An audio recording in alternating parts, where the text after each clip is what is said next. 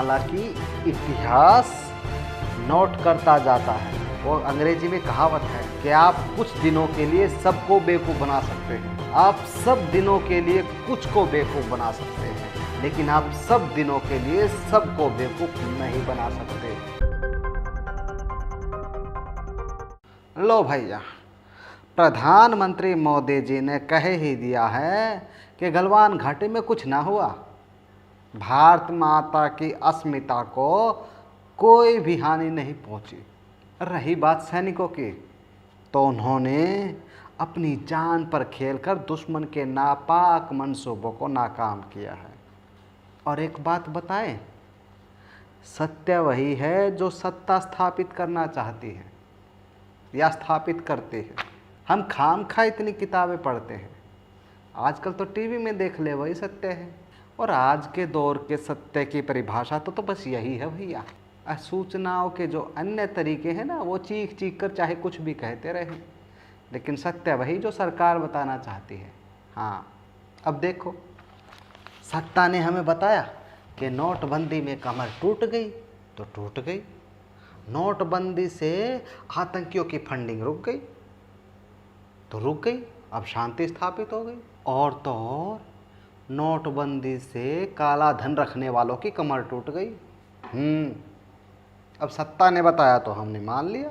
हालांकि कितनी कमर टूटी है तो पता चला, विदेशों में जाके मालिश करवा रहे हैं।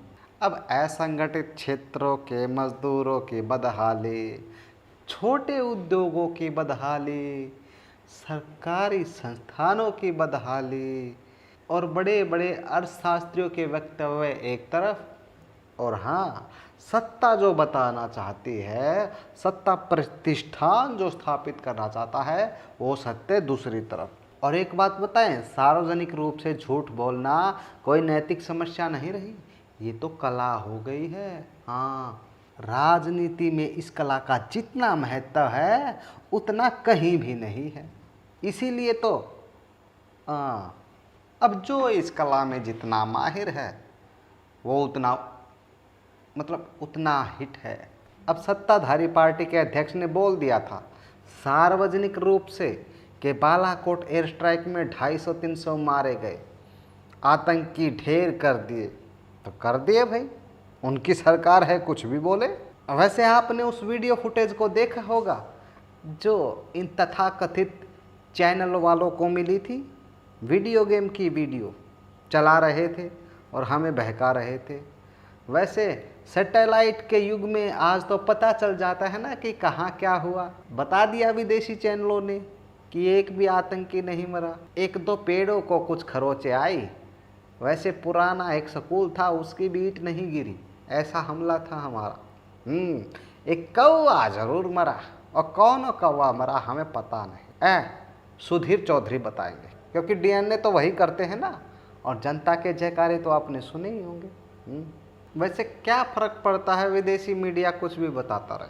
हाँ, सत्ता पक्ष का सत्य अगर जनता सही मान ले तो का मजाल किसी की के उसको झूठा साबित कर दे। और जब सत्ताधारी लोगों की सोच वाली पत्रिकाएं उन चीज़ों को छाप दें तो उन्हीं को तथ्यों के रूप में पेश करते हैं। मतलब एक दूसरे की बातें अपने मुंह मिट्ठू मियाँ बनना। हालांकि आज के विज्ञान के दौर में झूठ बोलना इतना आसान नहीं रहा, सैटेलाइट से सब पता चल जाता है। अब झूठ बोलना इतना आसान नहीं है, चीज़ें पकड़ में आ जाती हैं, दूसरे ही दिन सोशल मीडिया पे आ जाती हैं कि क्या हुआ था क्या नहीं हुआ था।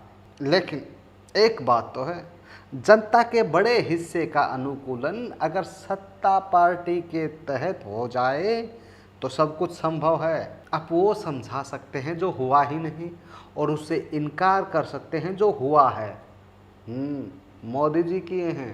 बस एक बात बताएं, राज की मानसिक अनुकूलन बनाने के लिए बहुत पापड़ बेलने पड़ते हैं, बेवजह के भावनात्मक अध्यायों का सृजन करना होता है। उसके लिए ऊपर से नीचे और नीचे से ऊपर टीम बनानी पड़ती है, जिसे टेक्निकल भाषा में आईटी सेल कहते हैं। जिसका सेल जितना मजबूत, जितना व्यापक, सच को झूठ और झूठ को सच बनाने में जितना दक्ष, वही उतना प्रभावी।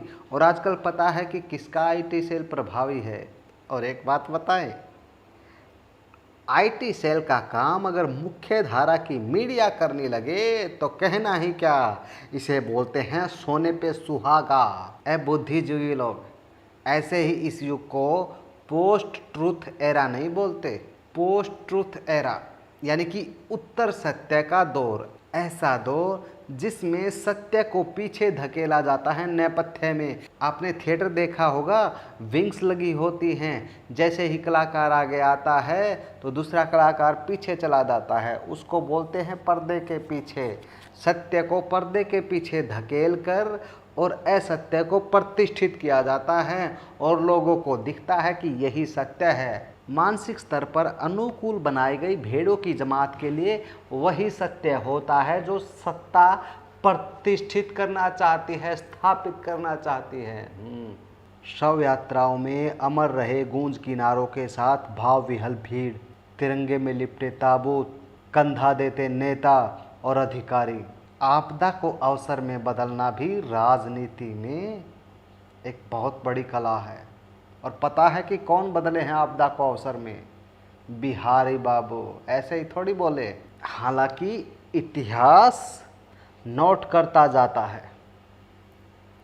वो अंग्रेजी में कहावत है कि आप कुछ दिनों के लिए सबको बेवकूफ़ बना सकते हैं, आप सब दिनों के लिए कुछ को बेवकूफ़ बना सकते हैं, लेकिन आप सब दिनों के लिए सबको बेवकूफ़ नहीं बना सकते। नमस्कार।